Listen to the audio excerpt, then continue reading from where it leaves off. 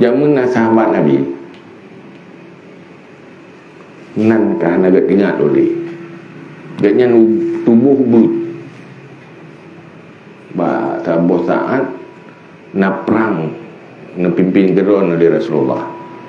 berangkat dari Madinah jauh berapa zaman kenderaan kelide mana motor mana pesawat kelide unta gaya nak kelide nyoma komodat pukul logistiknya nak turun kelide kebutuhannya turun kelide jadi igatnya lu kelide kena agak sehat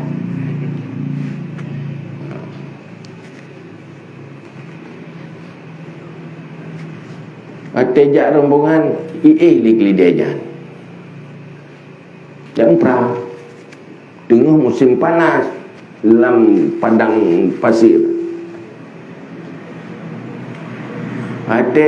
di tengah hijak siat pop le kelide dengan ngilika tu dah rombongan Nabi lupa juga dengan geparon le hijak le siat pop le dua duduk kena lubuk makan ji rombongan Nabi duduk li ada hidup lidahnya tem-tem dah le ya kiban jarai dah umrah kelideng masalah artinya ngan tempat peperangan medan perang ngan Madinah mendang tau Madinah tu jauh dimulai ya yang lagi dari Rasul becok ambungnya ambung kebutuhan keperluan dalam peperangan berserta ilika dengan dapat dalam mana kata dan hanjit jak pacu-pacu karena anu tu umum tutup lagi payah cecet tepi-tepi cecet ide baru piuh Nabi dengan piuh kalau tu dari jiuh pelung na urung piuh dia dengan dapat itu sahut nyantok oleh Anas untuk ketua dalam kitab Rijal Khalaf Rasul sampai getumai rombongan Nabi dengan tepat macam menyuruh tanya gimana kira-kira tu tanya lidai kan Alhamdulillah dah ke Alhamdulillah berek alasan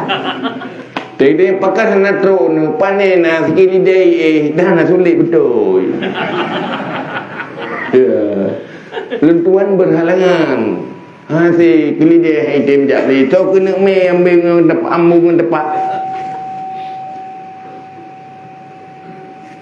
pastilah alasannya tengok kan ya kan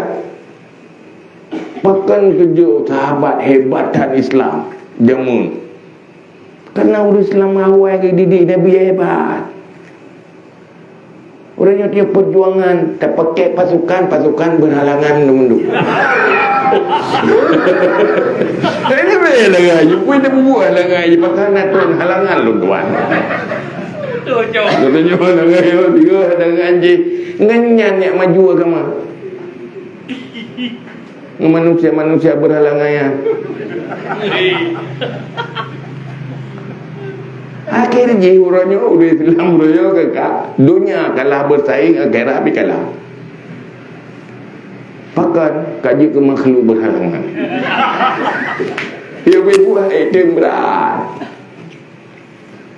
cengeng putih lagi bateri tua nah dan tacah si akan ada bateri you bateri apa tua dia tacah full leader dia tacah si full lihat si akan ada dah hai dan bateri itu pencerminan dari tak memiliki pribadi yang sabar